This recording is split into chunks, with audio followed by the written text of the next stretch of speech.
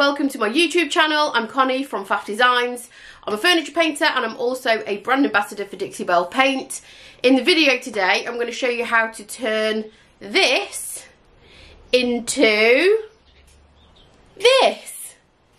Enough of the camera trickery. I'll show you how I did it. It's really easy and it gives you a beautiful washed pine effect. So stay tuned to find out how I did it.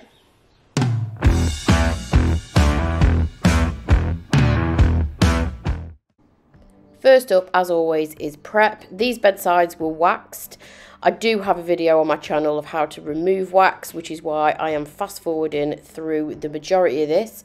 But essentially I scrape it, remove it with white spirits, clean and then sand. So that's the outside dealt with. Next up was the insides. The interiors of these had been already painted with, I think, what was a gloss paint. It was really tough, so I cleaned it with Dixie Belle's White Lightning and then I gave it a really good sand. The fact that this did not want to be removed meant that it was sort of stable enough for me to paint over the top of it. I did do a scratch test on the first bedside that I did to ensure that the silk would stick over the top of the paint, and providing that I did give it that key and give it a really good sand, it adhered absolutely fine. So to just basically neaten the interior up and save me having to strip all of that awful gloss paint, I decided to paint it in silk all-in-one mineral paint in the colour Serenity. If you are painting the inside of a piece, it can help to kind of flip it upside down and on its back just so you can get in all the corners. This took 2 coats of Serenity to give me full coverage, and the bonus about using silk on the inside of a piece is that it has the inbuilt stain blocking primer and it also has a built-in top coat. So I just painted away and didn't need to seal it. It's super durable and it kept all those bleed through issues at bay. As you can tell, the backs were also in pretty poor condition. I stripped most of the gloss paint off, but again, it was really stuck in the grain, and without using a chemical stripper, it just wasn't coming off. So I decided to paint the backs as well. It's not something that I always do, but I really just did not want to start stripping these with chemical strippers. So I painted them in the same colour to match the interior. Now for the fun part. I am using a brand new shade of Voodoo Gel Stain from Dixie Belle called Au Naturel. This is going to give me a really pretty bleached effect on the pine and neutralise those orangey yellowy tones. So I'm going to stain the door first, and I've decanted some of the stain in a bowl, and I'm going to use one of the new Foam and Dandy applicator brushes to apply the stain with. The nice thing about these brushes is that obviously they don't have bristles, it's a foam pad, so there are no brush strokes to contend with. It distributes the stain really nice and evenly on the surface, and it gives you a nice even finish.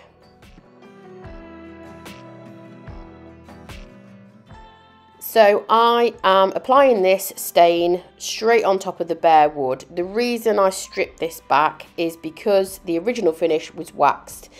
The stain that I'm using is a water-based stain, therefore it won't sit over the top of a waxed finish. So that's why I stripped these cabinets back before I could even start doing anything else to them.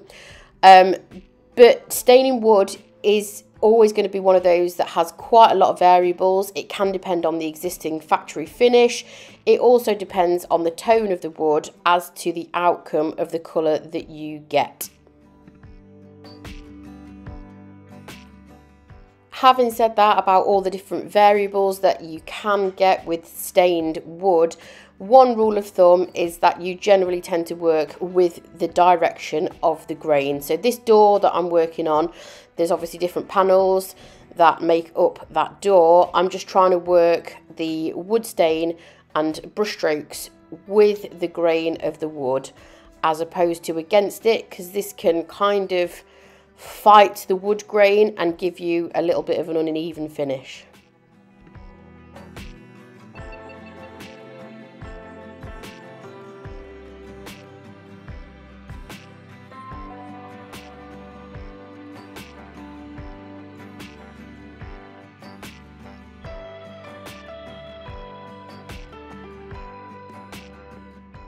Okay, so back to the main cabinet. The interior has dried, and if you remember seeing earlier on in the video, I didn't tape off any of the front there, and I'm just running my sander, before I stain it, I'm just running my sander over the edges to make sure that line is really, really crisp and clean.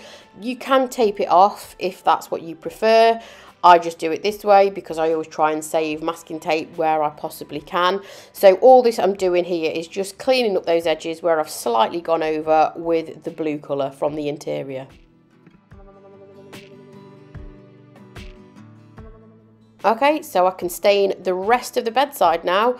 And again, I'm using the Foam and Dandy applicator brush. This is the largest size because I've got quite a lot of flat spaces, so the larger one is just going to get the job done quicker. Again, just moving with the direction of the grain so that we get nice even coverage of the stain.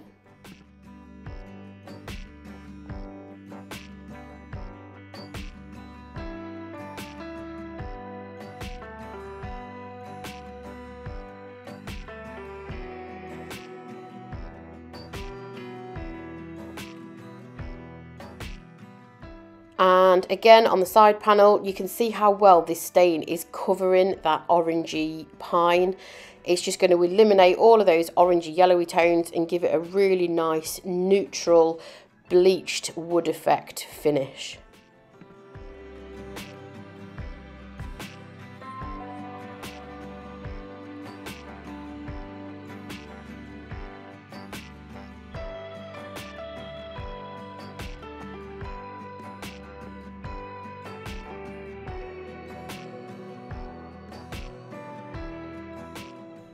And believe it or not, that is it. So I did one coat of stain on the entire bedside. I'm now using a Foam and Dandy brush applicator to apply my top coat. So I'm using Dixie Belle's clear coat in satin just to give it a really, really nice sheen. Again, working with the grain because the grain is visible. Obviously we've not painted these, it's not a painted surface, it's a stained surface. So working with the grain, and again, these brushes are fabulous with Dixie Belle's top coats. If you struggle with top coating for whatever reason, streakiness or patchiness, I highly recommend giving one of these Foam and Dandy brushes a go because it did it super quick and gave me a really nice even finish.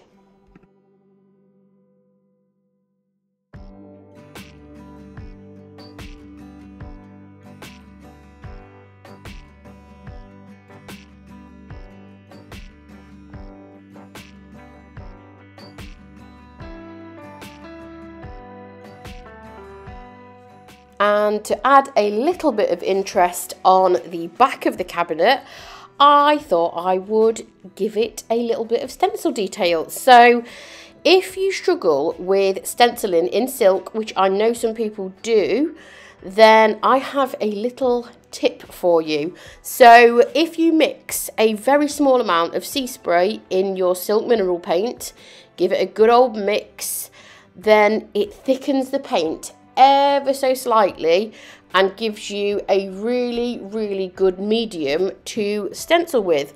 It just means that you are less likely to get bleed through and it gives you really nice crisp lines.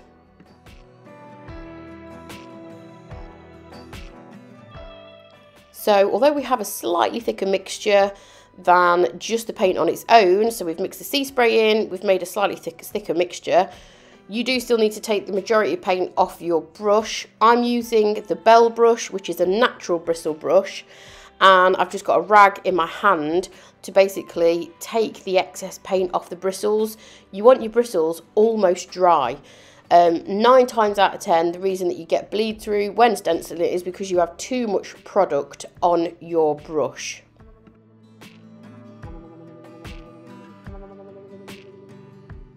So my technique is to add the paint mixture on the bristles and then remove it all onto a rag. It might seem crazy, but that is just the way that I do it.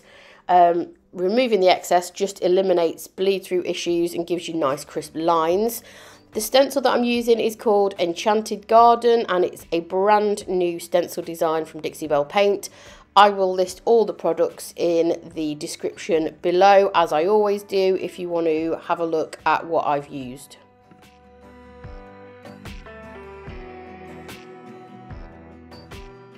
Okay, so the stenciling's done. Again, because I use silk mineral paint, I don't have to seal that or give it an extra top coat because it's really, really durable enough.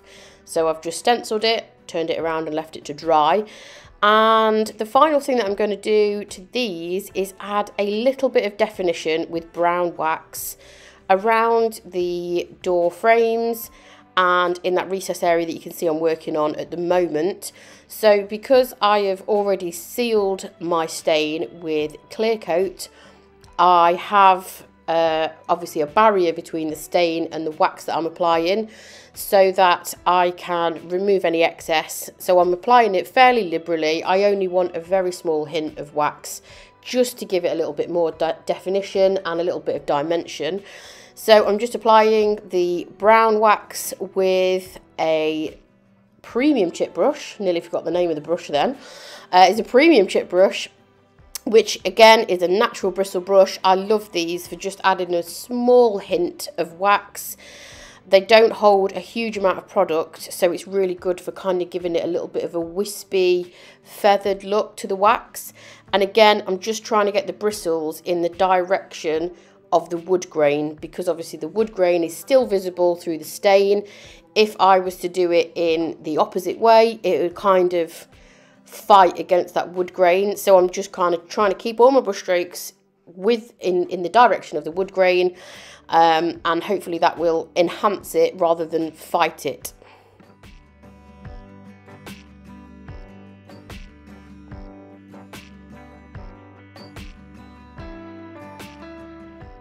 I left the wax to dry for about 20 minutes while I popped and did some other jobs, and then I'm just going in with a piece of dry shop cloth and just removing the excess wax. And again, I'm moving in the direction of the wood grain to kind of emphasize that grain, not to fight it. I'm just removing the wax, and I'm also at the same time I'm just buffing it up so it gives a nice sheen to the finish. If you apply Best Dang wax and you really feel like you've made a mistake, the best thing about it is it's super easy to remove because it's water based. So if there was some areas on there that I wasn't happy with, if I'd gone too dark or applied the brown wax too thickly, you can actually get a rag or a wet paper towel and you can remove the wax altogether. Because it's water based, there's no solvents in Best Dang wax at all.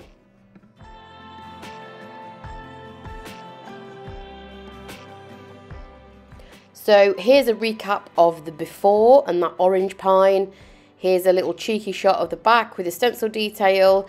And this is the final stage shot, which I absolutely love. I love this stain, love the colour finish. Think it's going to be super popular. Thank you for watching the video. Hope you enjoyed it and found it useful. Make sure you are subscribing to my channel for more furniture flips.